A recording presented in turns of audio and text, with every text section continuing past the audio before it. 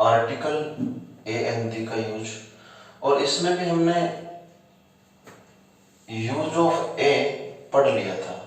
और अब हमें शुरू करते हैं यूज ऑफ एन।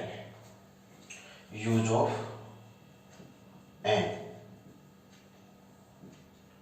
यानी कि एन का प्रयोग।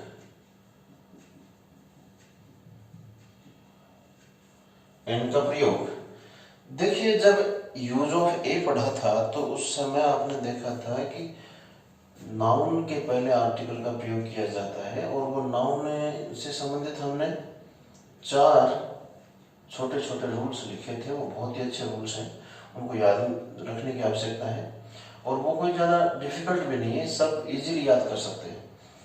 तो यहाँ मैं आपको बता देना चाहता हूँ कि उन 4 रूल्स में से 3 रूल्स वैसे के वैसे एन के प्रयोग में भी आप लिखेंगे और सीखेंगे, यानी 3 रूल्स में कोई फर्क नहीं। क्या था वहां, वो 4 रूल्स में एक बार दोहरा लेते हैं, रिपीट कर लेते हैं। पहला था नाउन शुड बी सिंगुलर, यानी नाउन एक वचन होना चाहिए। दूसरा था noun should B countable, noun गिनने योग्य होना चाहिए। नाउन एक वचन होना चाहिए, नाउन गिनने योग्य होना चाहिए। और तीसरा था noun should be used first time, यानी कि नाउन का उपयोग पहली बार होना चाहिए। तो ये 3 कंटिन्यू इसमें भी यूज होंगे। हम लिखते हैं, पहला लिखते हैं noun should B singular. Noun should B singular यानी कि नाउन एक वचन होना चाहिए। साथ ही हिंदी में लिख लेते हैं, नाउन एक वचन होना चाहिए। दूसरा, noun should B countable. Noun should B countable, ये आपने यूज ऑफ ए में भी लिखा था, समझा था। तो इस काउंटेबल यानी गिनने योग्य, नाउन गिनने योग्य हो या गणनीय हो, एक ही बात है। तो नाउन गिनने योग्य हो तो ए या एन लगेगा, नाउन एक वचन हो तो ए या एन का प्रयोग आप करेंगे। तीसरा, noun should be used first time, यानी पहली बार प्रयोग हुआ हो। तो ये जब हमने डेफिनेट और इंडेफिनेट नाउन को समझा था तब भी इसका जिक्र किया था, और ये अच्छी तरह से समझा था उस समय कि दूसरी बार आते ही नाउन डेफिनेट हो जाता है और फिर उसके ए और एन लगता ही नहीं है, उसके डी लगाया जाता है। तो नाउन पहली बार आता है तब या तो ए का यूज होगा या उसके एन का यूज होगा। तो ये नियम उसी से संबंधित है, यानी नाउन का उपयोग प्रयोग पहली बार हुआ हो, नाउन पहली बार प्रयुक्त हुआ हो,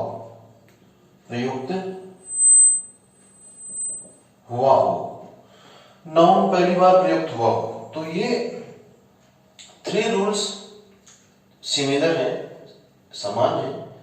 और इसके बाद में चौथा महत्वपूर्ण नियम जो अलग है, वहां आपने लिखा था the first sound of noun should be as consonant, और यहां आप लिखेंगे the first sound of noun should be as vowel.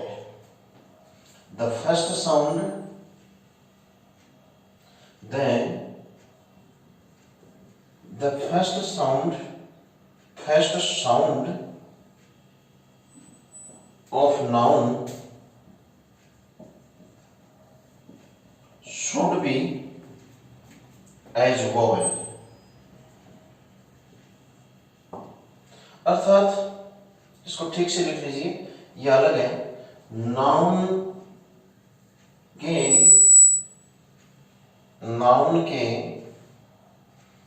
प्रथम अक्षर की ध्वनि, नाउन के प्रथम अक्षर की ध्वनि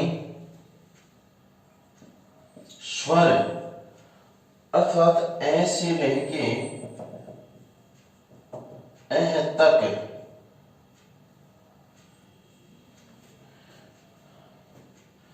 ए से लेके एह तक के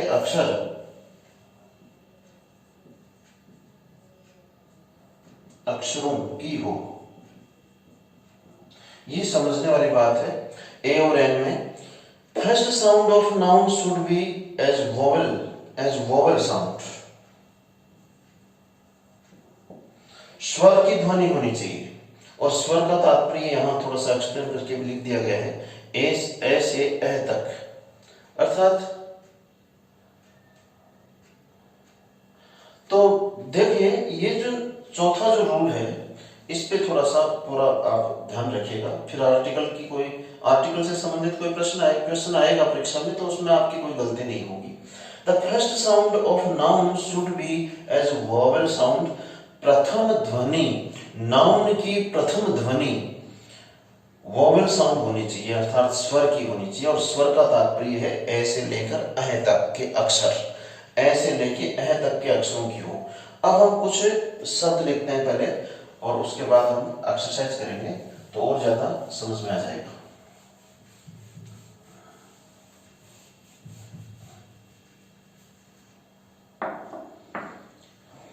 देखिए कुछ एग्जांपल्स देखिए। वर्ड में देखिए एक बार, एप्पल, दूसरा एग, ऑरेंज,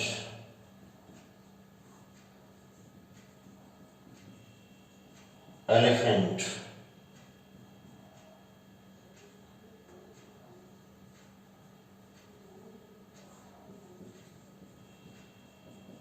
अम्ब्रेला। देखिए इन्हीं को देख लीजिए एक बार। और एप्पल, हम एप्पल को जब लिखते हैं तो लिखने का हमारा ढंग ऐसे होता है। एप्पल लिखते हैं, ये जो ए आया है ये ए से एह के बीच के अक्षरों में ही आता है, इसलिए ये वोवेल साउंड हुआ यानी स्वर ध्वनि से शुरू होने वाला वर्ड है और स्वर ध्वनि से शुरू होने वाला यानी वोवेल साउंड से स्टार्टिंग वर्ड है तो हम इसके एन का प्रयोग करेंगे। N, Apple. एग में फिर वोवेल साउंड स्टार्टिंग वर्ड है अर्थात स्वर ध्वनि से प्रारंभ होने वाला शब्द है तो हम इसके भी एन का प्रयोग करेंगे। इसी तरह से ऑरेंज में साफ साफ है हम ये ए से ए के बीच की ही ध्वनि बन रही है तो यहां भी एन ऑरेंज। मान लीजिए ऑरेंजेस होता तो हम यहां एन का प्रयोग नहीं करते।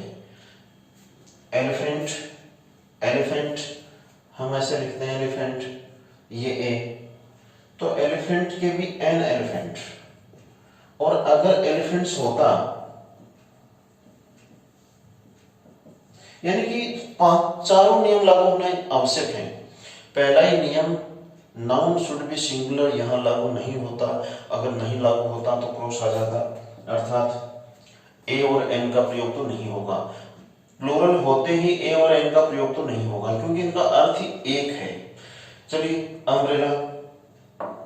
अम्ब्रेला की भी वही स्थिति है, अम्ब्रेला एन आएगा। अब हम सेंटेंस लिखकर एक्सरसाइज करते हैं और थोड़ा सा और विस्तार से समझते हैं। हाँ, इन पे एक एक सेंटेंस में और इन पे जो ब्लैंक है, रिक्त स्थान है, उसके बाद जो नाउन दिया है इन पे हम विचार करते हैं। देखिए जो निर्देश मिला है, फिल इन द ब्लैंक्स, रिक्त स्थानों में भरिए, विथ आर्टिकल ए एन और क्रॉस। यानी हमने अभी तक दे नहीं पढ़ा है, और दे पढ़ लेंगे तो यहाँ दे भी निर्देश में आ जाएगा। जहां ए और एन नहीं आने की स्थिति बनती है वहां हमें क्रॉस लगा देना है। तो देखिए, जीरो आर्टिकल, इसके भी नियम समझेंगे हम, फिलहाल तो इस पे चर्चा करते हैं। Apple fell from tree, Apple से पहले ब्लैंक है, रिक्त स्थान है। तो हम सब जानते हैं कि Apple vowel sound starting word है। ये नाउन जो है वो स्वर ध्वनि से प्रारंभ होने वाला है। एप्पल, ए आता है, आगे भी हमने वर्ड्स में भी समझा था, तो इसके an apple. Fell from tree, पेड़ से गिरा कहना चाहता है। तो ट्री में भी हम देखते हैं कि ट्री जो है ना, ट्री, ये मात्राएं टे के लगती हैं, और टे का मतलब है कॉन्सोनेंट साउंड, अर्थात व्यंजन ध्वनि। और कॉन्सोनेंट साउंड है और अन्य बातें लागू हो रही हैं, जैसे सिंगुलर है, पहली बार आया है, काउंटेबल है, और साथ में कॉन्सोनेंट साउंड हो रहा है, यानी व्यंजन ध्वनि हो रही है, तो ए का प्रयोग करेंगे आप। तो an apple fell from a tree. Second में आइए, Italian came to see me hour ago. Italian, ई आता है, अर्थात वोवेल साउंड है, कोई दिक्कत नहीं, एन का यूज हो जाएगा। An Italian came to see मी, मुझसे मिलने आया। केम टू सी मी, सी का अर्थ, सी का अर्थ देखना नहीं है, देखना तो होता ही है। सी के देखो, बीच में देख लेते हैं थोड़ा।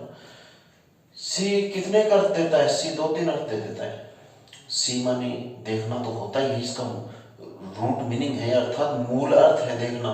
सी मीन्स मिलना भी होता है, जैसे यहाँ है। सी मीन्स समझना भी होता है, यानी कि जैसा प्रसंग बनता है वैसा अर्थ ही दे जाता है। कई लोग बात बात में बोलते हैं ओ आई सी, अर्थात मैं समझा, तो वो बात बात में ये नहीं बोलते कि हाँ मैं देखता हूँ, अर्थात सीख के आवश्यकता अनुसार अर्थ देखना के अतिरिक्त मिलना भी लगता है, समझना भी लगता है, और यहां मिलना अर्थ लग गया। An Italian came to see मी, एक इटालियन मुझसे मिलने आया। केम माने आया, टू सी माने मिलने, मी माने मुझसे। कब आया? आवर एगो, आवर एगो। इसको हावर नहीं बोला जाता, आवर बोला जाता है, hour, an hour, an hour ago. अर्थात कौन सी साउंड हो गई?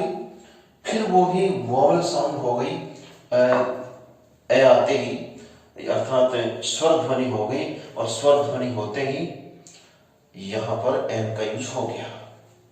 तीसरे में आइए, copper is useful metal. Copper is useful metal, इसको तो हटा दीजिए। यूजफुल मेटल, यूजफुल मेटल, ये ए यूजफुल मेटल। इसमें ये the children found egg, children found egg, बच्चों को अंडा प्राप्त हुआ, इन द नेस्ट, घोंसले में, तो एन एग, एक अंडा प्राप्त हुआ। ही वॉट, देखिएगा 5वें को, ही वॉट, उसने खरीदे, हॉर्स, ऑक्स, काउ। अब जहां जहां जैसी जैसी साउंड बन रही है उसका पता कर लीजिए, और साथ में ये भी पता कर लीजिए कि सिंगुलर भी हो, ये भी पता कर लीजिए कि फर्स्ट टाइम यूज हुआ हो, और साथ में साउंड का पता कर लीजिए, फिर ए और एन में कोई गलती नहीं होगी।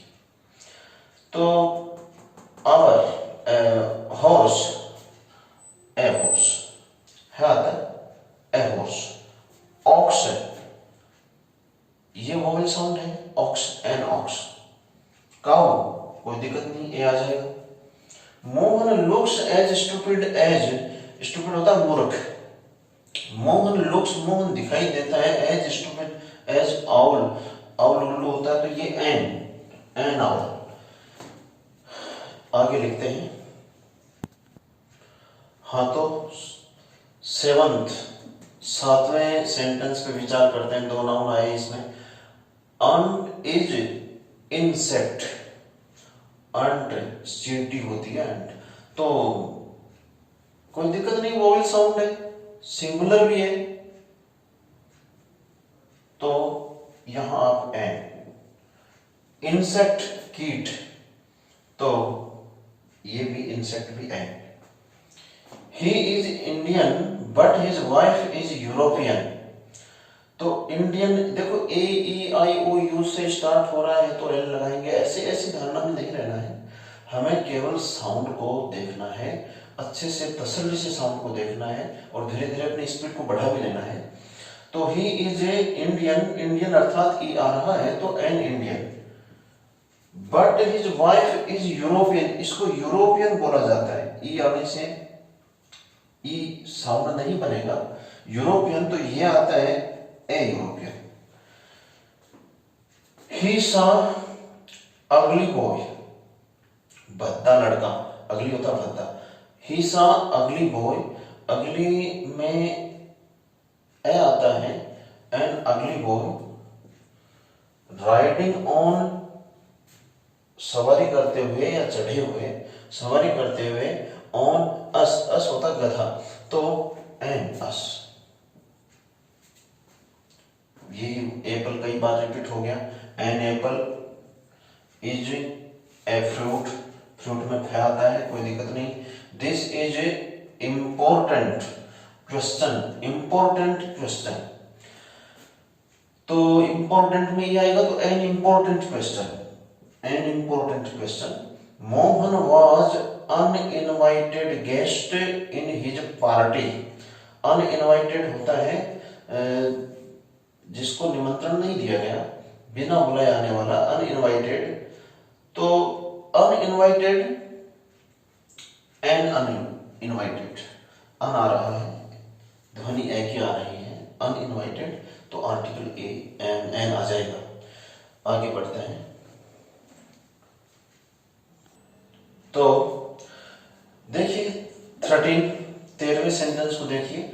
He is a young man, young man में कोई दिक्कत नहीं, यंग में ये आता है तो ये आपका कॉन्सोनेंट साउंड ही है, यानी कि व्यंजन ध्वनि है, ए यंग मैन हो जाएगा। इट इज अनबिलीवेबल स्टोरी, अन लगते ही तो ए की ध्वनि हो जाती है, ए की ध्वनि अर्थात वोवेल साउंड हो जाता है, तो एन अनबिलीवेबल स्टोरी अर्थात अविश्वसनीय। It is unforgettable event, unforgettable की भी वही स्थिति है जो अनबिलीवेबल की है, अनफॉरगेटेबल अर्थात an unforgettable event, an unforgettable event, अविस्मरणीय घटना। अनफॉरगेटेबल इवेंट क्या होता है? अविस्मरणीय घटना। अनबिलीवेबल स्टोरी अर्थात विश्वसनीय, विश्वास करने के योग्य कहानी नहीं है। इसमें ये इट इज एक्सपेंसिव बुक, अकेला बुक होता तो हम ए लगाते क्योंकि बै कॉन्सोनेंट साउंड हो जाता है, लेकिन एक्सपेंसिव बुक होती है महंगी पुस्तक, तो एक्सपेंसिव आते ही क्या हो जाएगा? An expensive book. Sita was ideal wife, Sita आदर्श पत्नी थी, आइडियल माने आदर्श, तो आइडियल में भी वही आ, और इस तरह से क्या आ जाएगा? An ideal wife. This is A excellent book, excellent, excellent, an excellent book. आगे देखते हैं। हाँ, अगले सेंटेंस पे ध्यान दीजिए। It is a unsigned document. Unsigned होता है हस्ताक्षर किया हुआ, और अनसाइंड हस्ताक्षर रहित डॉक्यूमेंट माने कागजात। ये हस्ताक्षर से रहित है, यानी बिना हस्ताक्षर किया हुआ कोई डॉक्यूमेंट है, कागज है। तो अनसाइंड में अन आते ही देखिए ये स्थिति बनती है एन की। It is an unsigned document. ऐसा इंग्लिश में होता है अंग्रेज। अकेला इंग्लिश आता तो हम नहीं लगाते, आर्टिकल नहीं लगता, लेकिन अब English man, an English man. He has an umbrella, he has an umbrella, he works in an insurance company. Insurance company, insurance में ई आता है, वॉवल साउंड है, तो an insurance company. Please give me, ये इंपरेटिव सेंटेंस है। Please give me unused notebook. Unused, अगर used होता तो हम वोवेल साउंड के कॉन्सोनेंट साउंड के हिसाब से विचार करते, लेकिन अनयूज्ड है, अब हमें वोवेल साउंड के हिसाब से विचार करना पड़ेगा। आगे सारी बातें कंफर्म हो रही हैं कि ये नाउन प्लूरल भी नहीं है, सिंगुलर है और काउंटेबल भी है, फर्स्ट टाइम यूज हुआ ही है, और ध्वनि भी यहाँ पे अनयूज्ड अर्थात वोवेल साउंड आ रही है, तो इसलिए an unused notebook. He is one eyed person. One eyed person अर्थात एक आंख वाला व्यक्ति। वन आइड में वे अर्थात ओ को देखकर आप एन का यूज नहीं करेंगे, ध्वनि का ध्यान देंगे, इसकी साउंड का ध्यान देंगे। One eyed, a one eyed. इसी तरह से ये there is empty glass on the table, तो एम्प्टी ग्लास जो है वो ई आ रहा है, एन एम्प्टी ग्लास। तो इस तरह से ये एक्सरसाइज है, इनको 2-4 बार आप देख लेना, पढ़ लेना, आपकी याद हो जाएगा। इतना कोई डिफिकल्ट विषय भी नहीं है। इसके आगे हम यूज ऑफ दी सीखेंगे।